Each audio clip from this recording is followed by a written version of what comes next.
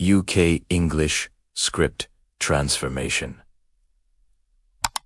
The mechanic who silenced them all. Opening hook. You reckon a little lass? Like you can handle a proper fighter jet. That's what they told her. Every single day.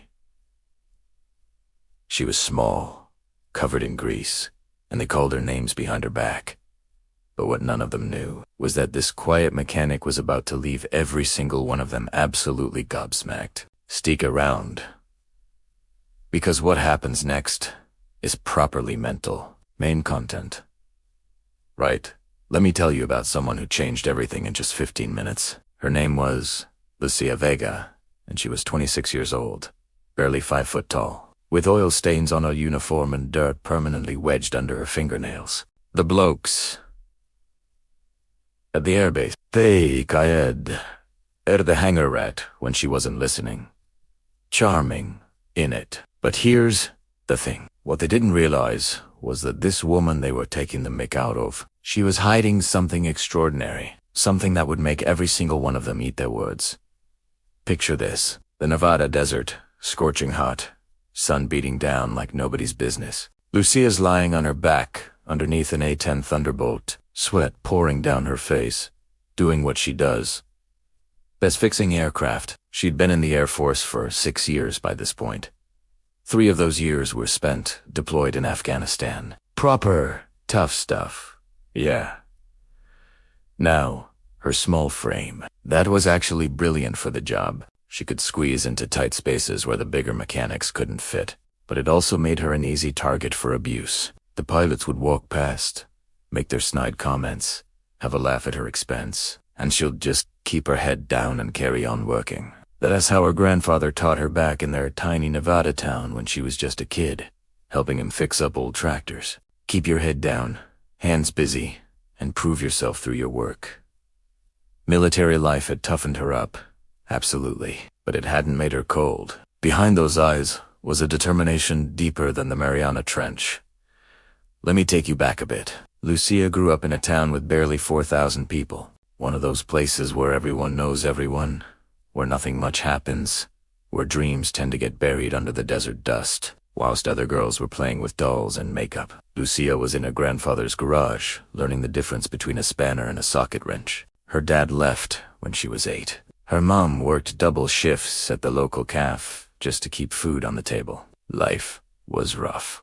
Yeah, but it taught Lucia something crucial. If something's broken, you can fix it.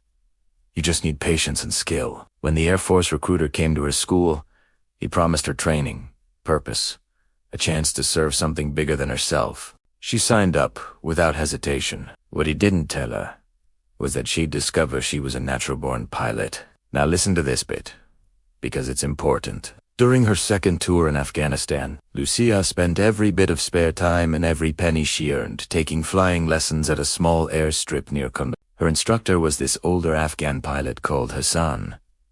Proper, experienced bloke, and Hassan told her something she'd never forget. You've got hands that speak to aircraft. Mental, right? But he meant it. She was gifted. But back at the base, nobody knew. To them, she was just a mechanic, someone who fixed other people's dreams but never got to chase her own. The irony was savage. She could repair what others flew, but nobody would give her the chance to prove what she could do in the pilot's seat. And then, everything went properly pear-shaped. One Tuesday morning, this new officer arrived. Lieutenant Colonel Harrison, fresh from some desk job in Washington, all puffed up and desperate to prove he was in charge. He marched through the hangar like he owned the place. He stopped at Lucia's workstation. She was in the middle of rebuilding an engine component, completely focused, doing her job perfectly. Harrison didn't even look at her name badge, didn't acknowledge her rank. Instead, he said loud enough for everyone to hear, "Why is a woman working on critical aircraft systems?" His voice echoed through the entire hangar. Everyone stopped and stared. He started questioning her qualifications, her experience, even suggested she'd be better off doing admin work. The words stung like mad. But you know what hurt more? Watching her fellow mechanics blokes she'd worked with for years, whose lives depended on her precision whose look Hawaii. Not one of them said a word in her defense. But wait, it gets worse. During his inspection, Harrison found Lucia's flight logbook in her toolbox. He held it up like it was evidence of some crime. Mechanics have no business pretending to be pilots. He shouted for everyone to hear. This hobby is a distraction from your real job. And then ...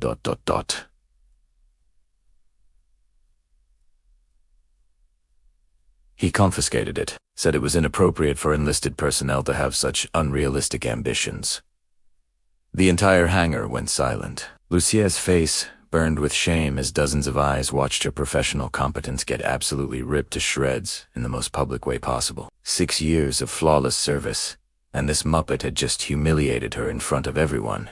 That night, Lucia sat alone in her quarters, staring at the empty space where her logbook used to be. Harrison's words sat on her chest like concrete blocks. She thought about her grandfather, how chuffed he was when she enlisted, how he always said she could fix anything that was broken. But how do you fix a system that sees your gender before your service, your appearance before your ability? The faces of her squadron mates haunted her. These were men whose lives literally depended on her work. Yet, when it mattered, when her dignity was being stripped away in front of everyone, they'd stayed silent. She couldn't sleep that night.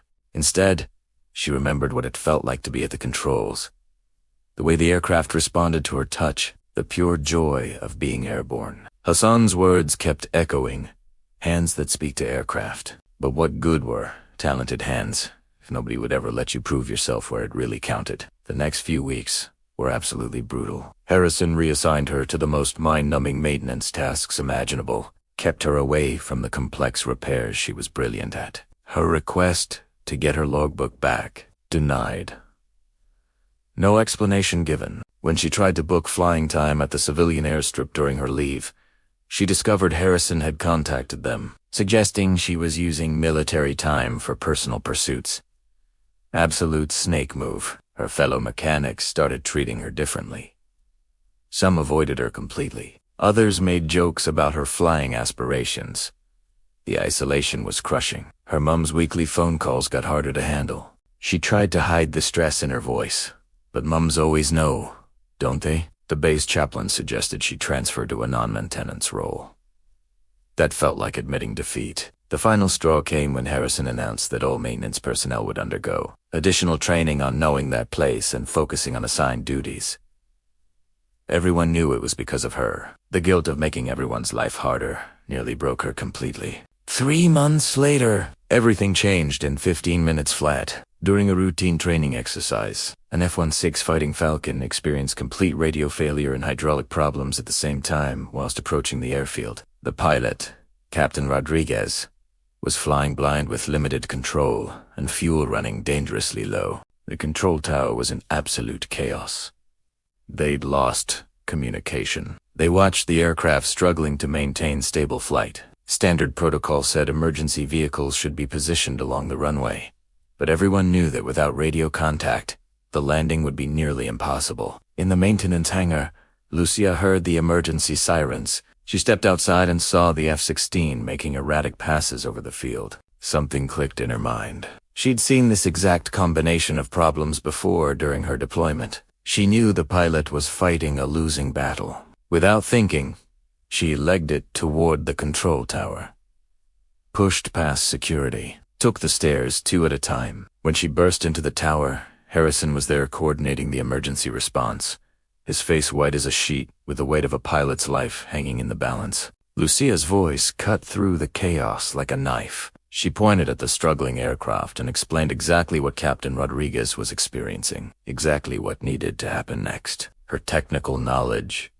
her understanding of the aircraft systems, in that critical moment, made her the most qualified person in that tower to save a life. The tower chief looked at Lucia, then at the failing aircraft, and made a decision that changed everything. He handed her the radio headset and told her to talk Rodriguez through the emergency landing. Her voice went out over the emergency frequency. Call sign Angel 01. And suddenly, the entire base was listening. With calm precision, she guided Rodriguez through a series of manual procedures. told him exactly how to compensate for the hydraulic failure, when to deploy his emergency systems. Her instructions were clear, confident, technically perfect. The F-16 touched down safely on the second attempt. The control tower erupted in cheers. As emergency vehicles surrounded the aircraft and Rodriguez climbed out unharmed, he asked over the radio to meet Angel 01 in person. When he learned that his savior was the mechanic he'd seen working in the hangar countless times, his response was immediate and public. He requested that Lucia be recommended for the Air Force Commendation Medal. He formally endorsed her application for officer training in pilot school. Harrison stood there in stunned silence as base personnel lined up to shake Lucia's hand and thank her for her service. The woman he'd tried to diminish had just demonstrated exactly why her skills and knowledge made her invaluable to the Air Force mission. Her confiscated logbook was quietly returned to her locker that evening, along with a formal apology and a recommendation letter signed by the base commander himself. Closing. 2 years later, Second Lieutenant Lucia Vega sat in the cockpit of her own F-16, preparing for her first solo flight as a newly qualified Air Force pilot. The call sign Angel 01 was now officially hers, a reminder that sometimes the most unlikely heroes are hiding in plain sight. Her story became legend on the base, not because she was a woman who proved herself, but because she was a veteran who refused to let others define her worth. The mechanics who worked on her aircraft now did so with a different kind of respect. They knew the person flying their work understood every bolt, wire, and system from the inside out. In her flight suit pocket, she carried a photo of her grandfather standing beside his old tractor, the man who first taught her that broken things could always be fixed with enough patience and skill. As she taxied toward the runway, Lucia realized something profound. Some things that appear broken are actually just waiting for the right person to show them how to fly. So here's the question. Have you ever been underestimated? Has anyone ever told you that you couldn't do something because you didn't fit their expectations? This story teaches us something fundamental. Your worth isn't defined by other people's opinions. It's defined by what you do when everyone doubts you. If this story moved you, inspired you, made you feel something real, ... smash that like button. Share this with someone who needs to hear it today. And subscribe for more incredible stories of ordinary people showing extraordinary courage when it matters most. Because at the end of the day, we've all got an Angel 01 inside us. We just need the courage to let it fly. Catch you in the next one. Keep flying high. End of script. 1997 words.